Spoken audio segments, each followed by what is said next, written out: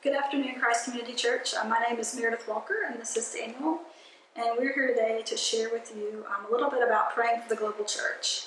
So this came out of a conversation from a Zoom call with our small group recently, where we were talking about praying for the global church, and two people's hearts specifically had been burdened for that. And that got Daniel and I thinking, what does that look like for us in this time, and what resources are available for the church? Yes, so one thing I've been doing is reaching out to all of our missionaries and just getting a response and update from them and hearing how they're navigating through this and what impact this is having on themselves, their family, their ministry.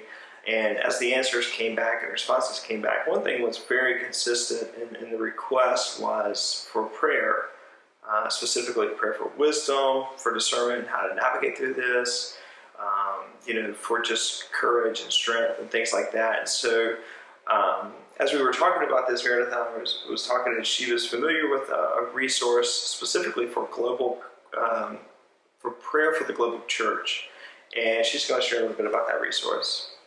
Yeah, so the name of this resource is called Operation World, and what it is a definitive prayer guide to every nation. They have an app, a website, and also there's a book for $10 on Amazon. And what it does is it goes through every country and it shares stats on that country, maybe the people group in the country, the number of evangelical Christians in that country, the geography and the makeup, but it also gives specific prayer needs for the country.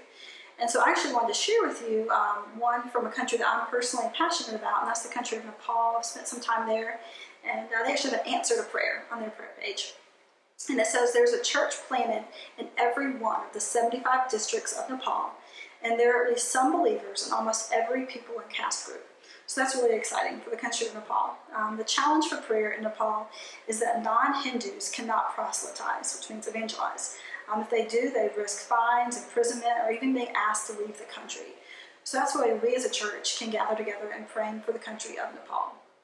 What I love about Operation World is that it's applicable for all ages, and I think would be a really good resource if you're homeschooling right now, if you have grade level children. And this would be neat to go through as a family and watch a video on how to be praying for that country and also just do that together.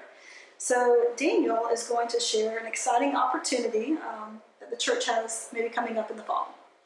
Yeah, our hope is to provide a special banquet with the emphasis on celebrating what God's doing through our missionaries around the world, and even hearing firsthand from some of our missionaries at this event. And so our hope is to do it this fall, something where our missions committee has been working towards and working on.